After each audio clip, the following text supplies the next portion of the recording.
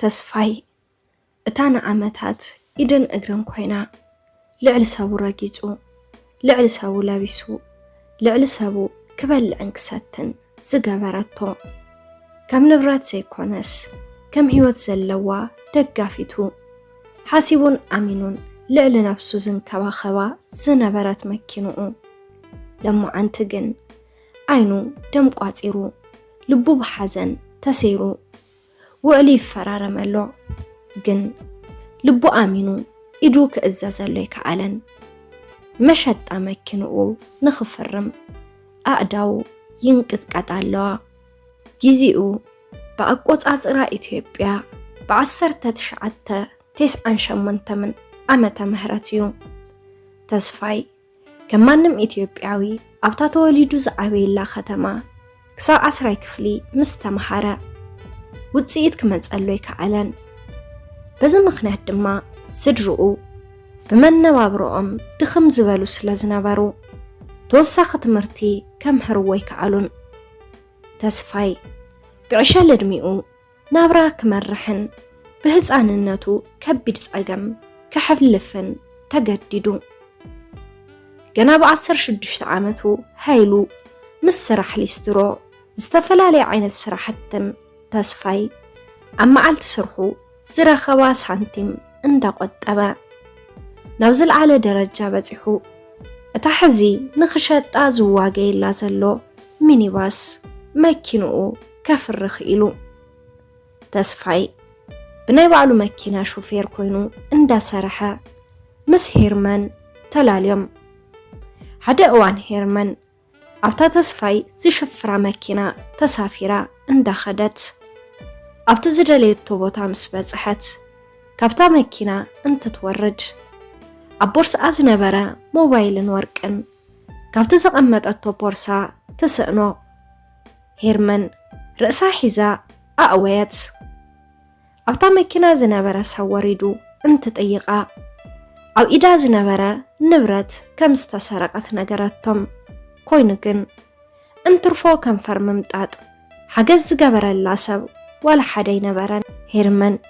ይዕንታ ሕብሮም ክሳብ ዝቀይሩ በኸየት እቲ ዘብከያ ድማ እቲ ንብረት ኣጥፊአ ገዛይ ከኣቶ ይኽእልን ወለደይ ይኣምኑንን ዝብል እዩ ነይሩ እዚ ዝተዓዘበ በዓል ዋናን ሾፌርን እዛ መኪና ዝኾነ ተስፋይ ብጣዕሚ ስለ ዝሓዘነ ናብ ሓደ ካፌ ብምውሳድ እቲ ኩሉ ዝጠፋኣ ንብረት ከም ዝሽፍነላን ነገራ ሄርመን እዚ ምስ ሰምዐት እዝና ክኣምን ኣይከኣለን ደጊማ ናይ ብሓቂ በለቶ ተስፋይ እውን ርእሱ ብምንቕናቕ ኣወንትኡ ገለጸላ ሄርመን ብምሕር ሓጎስ ሰሊላ ሓቆፈቶ ሰዓመቶ እታ መዓልቲ ንሳ ሄርመንን ተስፋይን ስልኪ ተቀባቢሎም ኣመስኪናቶ ንብረታ ተቀቢላ ናብ ገዝኣ ኣምረሐት ድሕርዛ መዓልቲ ተስፋይን ሄርመንን ምድውዋል ጀመሩ ምድውዋሎም እውን ዓብዩ ናብ ምርኻብ ተሰጋጊሩ ኣብ ከይዲ ድማ ክልቲኦም ተፋቂሮም ፍቅሪ ጀመሩ ፍቅሪ ተስፋይን ሄርመንን ሃገር ዝቀንዐሉ ምውቅን ድሙቅን ኮይኑ ግዛ ከይወሰዱ ድማ ክልቲኦም ተስማሚዖም ናብ ሓዳር ኣተው ሓዳር ካብ ዝጅምሩ ኣብ 2 ዓመቶም ሄርመንን ተስፋይን ዘሰሓሕብ ነገር ተፈጠረ ሓደ ምሸት ድራር እንዳበልዑ ተስፋይ ሄርዬ ቆልዓ ሙላድ ግን ንምንታይ ኣቢና 2 ዓመትና እኮ ኣሕሊፍና ክሳብ መዓዚና ንጽበ ዘለና ክብል ጠየቃ ሄርመን ግን ብንደት ሓንደበት እዋ እማ ኣነ እንታይ ዘይገበርኩ ውላድ እኮ ናይ ፈጣሪ ጸጋ እዩ ናይ ፈጣሪ ጸጋ እዩ ፈጣሪ እንተዘይፈቂዱ እንታይ ክገብር ምልማንን ምጽላይን ጥራሕ እዩ ዘለና መማረጺ ካብ ምሙካር ድማ ኣድዮ ዓልናን በለቶ እሞ ኣይትበሳጨው ይባ እዝኮ ናይ ክልቴና ጉዳዩ ቆልዓ ድማ ሓጎስን ሽሻይን ሒዙ ይመጽእ እምበር ጸገም ሒዙ ይመጽን ብተወሳኺ ኣነ ንወለደይ ሓደ ከም ሓሙስ ምዃነይ ትፈልጥ ኢኺ ወለደይ ወዲ ወዶም ወይ ድማ ባለዶም ክሪኡ ብጣዕሚ ተሃንጥዮም እዮም ስለዚ ሕክምና እውን እንተኾነ ምርመራ ንግበር እንተዘይኮይኑ ናብ ማጨለት ኬርና ንፈጣሪ ንለምን ክብል ሓተታ ሄርመን ካብቲ ዝነበረቶ ንደት እንዳወሰኸት እኮ አይበልኩንዶ ኣነ እውን ንሱ እየ ዝበልኩ ንምዃኑ ሕክምና ኬርና እንታይና ክንብሎም ውላድ ኣቢና ምስ ሓቃዲ ክንኸውን ብስሩ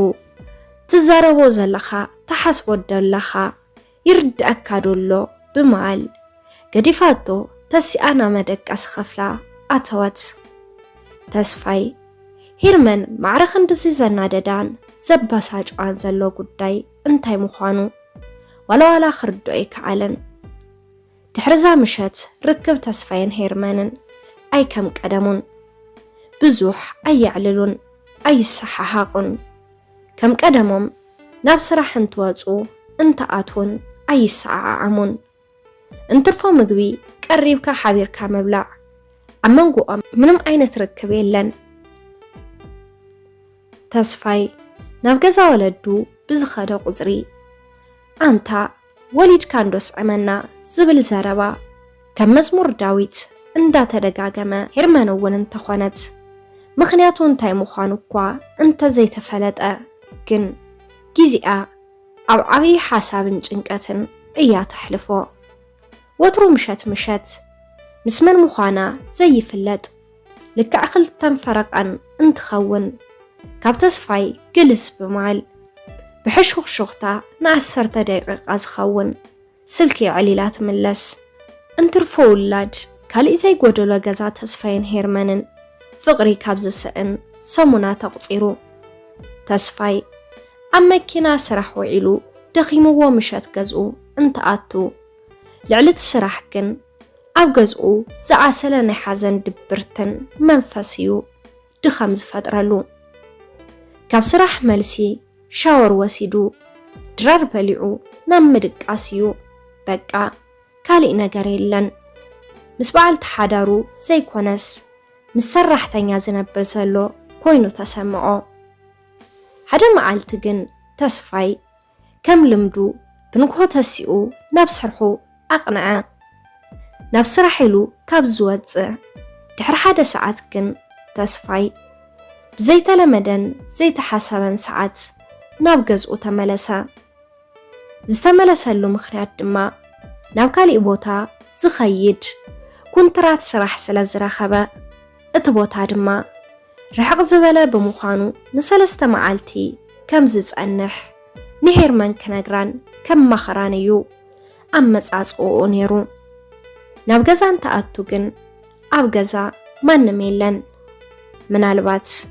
ናብ ድንኳን ውፅእ ኢላ ትኸውን ኢሉ ብምሕሳብ ኣብ ገዛ ከፊሉ ክጸንሐ ወሰነ ሄርመን ግን ክትመጽእ ኣይከኣለትን ስልኪ እንተደወለላ እውን ስልካ ይሰርሕን በዚ ሰዓት ናበይ ክትኸይድ ትኽእል ኢሉ ሓሲቡ ክመጸሎ ኣይከኣለን ናበይ ዕርኽታን ኣዝመዳን ደው ኢሉ ክረኽባ ግን ኣይከኣለን ተስፋይ ደቂቓ ብዝወሰኸን ብዝተጸበያን ቁፅሪ ሕርቃኑ ዕፅፊ ክውስኽ ጀመረ እቲ ዘሕርቆ ዘሎ ድማ ናይ ሄርመን ዘይምህላው ዘይኮነስ ስራሕ ቦኺሩ ከፊሉ ምውዓሉ እዩ እቶም ሰብ ኮንትራት እውን 10 ግዜ እንዳደወሉ ዕረፍቲ ኸልእዎ ተስፋይ ግን ንሄርመን ከየማኸራ ክኸይድ ኣይፈቐደን ኣብዚ ሰዓት ኣብ መደቀስ ክፍሊ ብሕርቃን ናብዝን ናብትን ኣብ ዝብለሉ ሰዓት የዒንቲ ተስፋይ ኣብ ርእሲ እቲ ዓራት ዝርከብ ባንኮኒ ዓረፈ ዓይንቱ ኣብቲ ባንኮኒ ኣብ ንእሽተን ጥርሙስ ዝተቐመጠ መድሓኒት ረአየ እዚ መድሓኒት ንተስፋይ ሓድሽ እዩ ተስፋይ እውን ብግርምትን ትኹረትን እቲ ጥርሙስ ኣልዒሉ እንትሪኦ እቲ ዝረአዮ ዘንበቦን ነገር ግን ክኣምን ኣይከኣለን መሬት ክትዘውሮ ጀመረት ብጻዕሪ ተረጋጊኡ ኣብቲ ዓራት ኮፍ በለ ኣብ ዓራት ስለ ዝነበረ ሕልሙ ኮይኑ ተሰምዖ ናብ ማሕፀቢ ክፍሊ ኣትዩ እውን ገጹ ተሓፂቡ ክረጋጋእ ፈተነ ደሙ ኣብ ውሽጡ ከም ማይ እንትፈልሕ ተሰምዖ ملاء سونته مقوت فاتيرو كقاصلو جمره كميلا هيرمن قبل علي زتكبر بمال أويلو بحرقان تزاربا كند زفكركو كند زحابحابكو كند زخبركو زخفدة انت عبيسا انت بدلا أنا ولاد يخلا ولديك انت يدفئهم بفقر ولاد زقصو خبل حزن بستملؤو كلاصا كنبأ جمرا اتزرا ايو مدحانيت ናይ 3 ወርሒ መከላኸሊ ጥንስዩ ለካ ሄርመን ንዝሓለፉ 2 ዓመታት መከላኸሊ ጥንሲ ተወስድ ስለ ዝነበረት እዩ ክትወልድ ዘይከኣለት ተስፋይ ዝኣሚኑ ምቕባል ኣዝዮ ጸገመሉ እታ መዓልቲ ንሳ ቀትሪ ሰዓት 8 ምስ ኮነ ሄርመን ካብቲ ዝኸደቶ ተመሊሳ ገዝኣን ትትኣቱ ተስፋይ ኣብ ገዛ ብሕሱም ንብዓትን ብኽያትን ገጹ ሓቢጡ የዒንቱ በርበረ መሲሉ ረኸበቶ ሄርመን ንተስፋይ ኣትኩራን ትትሪኦ ምንም ነገር ደስ ክብላይ ከኣለን ውሽጣ ክርበሽ ጀመረ ልክዕ ምስ ኣተወት ተስፋይ እቲ ኣብ ኢዱ ሒዝዎ ዝነበረ መድሓኒት ዝሓዘ ንእሽተን ጥርሙስ ኣርአያ ሄርመን ብኽልተ ጎኒ ገጻ ረሃጽ ክወርድ ጀመረ ክትዛረበይ ከኣለትን የዒንታ ናብ ዘይርእዎ ኣንፈት የለን ተስፋይ ብዛዕባዚ ክተርድእን ትኽእልዶ ክብል ሓተታ ሄርመን ግን ብፍርሕን ድንጋፅን ክትዛረብ ስለ ዘይከኣለት ካብቲ ገዛ ወፂያ ተመሊሳ ኸደት ሄርመን ካብቲ ገዛ ምስ ወፀት ስልካ ብምውፃእ ሄሎ ሰለሙን ዝተፈጠረ ሓድሽ ነገር ኣሎ ኣብቲ ኩሉ ግዜ ንራኸበሉ ቦታ ንራኸብ ኢላ እቲ ስልካ ዓፅያ ብፅድፍያ ኸደት ሄርመን ምስቲ ሰለሙን ኢላ ዝፀውዐቶ ወዲ 25 ዓመት መንእሰይ ተራኸበት እንተ ተራኸቡ ተሰዓዒሞም ኮፍ ድሕሪ ምባሎም ናብ ጉዳዮም ኣተው ሰለሙን ማለት ናይ ሄርመን ናይ 5 ዓመት ፍቅረኛ እዩ ግን ምንም ገንዘብ ይኹን ካሊ ጭቡጥ ሓፍቲ ስለ ዘይነበሮም ምስ ሄርመን ብሓዳር ክነብሩ ኣይመረፀን ኣብ መንጎዚ ናይ ተስፋይ ኣጋጣሚ ምስ ተፈጠረ ድማ ብኸምዚ ዓይነት መንገዲ ክጥቀምሉ ወሲኖም ንኸይትወልድ ድማ መድሓኒት እንዳተጠቐመት ክትጸንሕ ብድሕሪኡ ኣብቲ ዝድለ ናይ ሓፍቲ ደረጃ ምስ በጽሑ ሕጋዊ ሰበይቲ ኻየ ብማል ንተስፋይ ፈቲሓ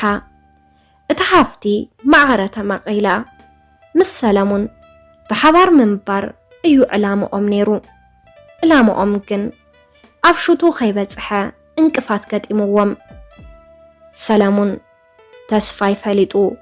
እንታይ ይሓይሽ በለቶ ሄርመን ሰለሙን ብኹርዓት በቃ ምንም ኣይትጨነቂ እቲ ዘሎ እኽል እዩ ሕጂ ቶሎ ኢልኪ ናይ ፍታሕ ወረቐተ እትዊ ብድሕሪኡ በቃ ምሳይ ምሰፍቃሪኺ ብፍቕሪ ምንባር እዩ በላ ሄርመን ብሓሳብ ሰለሙን ተስማዕመዐት ድሕሪ 2 መዓልቲ ድማ ናይ ፍታሕ ወረቐተ እተወት ቤት ፍርዲ ብዝሓቦ ቆፀሮ መሰረት ድሕሪ 2 ሰሙን ኣብ ቤት ፍርዲ ደው ኢሎም ኣለው ተስፋይ ኣመና ተጎሳቂሉ ኣሎ ብሕሱም ሓዘንን ጓሕን ዘይንሱ መሲሉ ሄርመን ግን ካብ ገጻ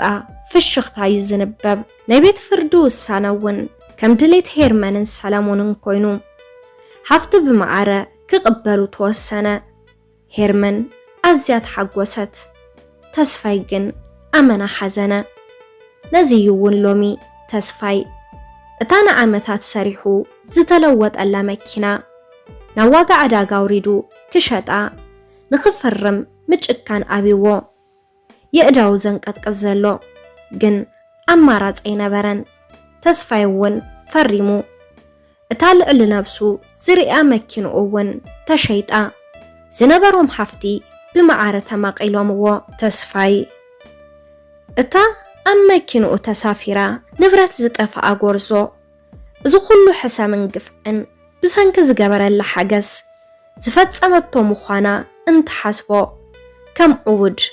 بينو يسحقو بينو يزاربو تسفاي نوارح زخون نبعلو دربيو بخحدة لبو تسيرو مسحلفة بدحري أجن بناي فتوتون أزمادون تعري نبعلو تمليسو سعر كامل وات زي حدشو تسفاي هيوت بحدش منفس كنبر جميرو بدحر زهير منون عبي كم التنبر أي فلتن تفت أما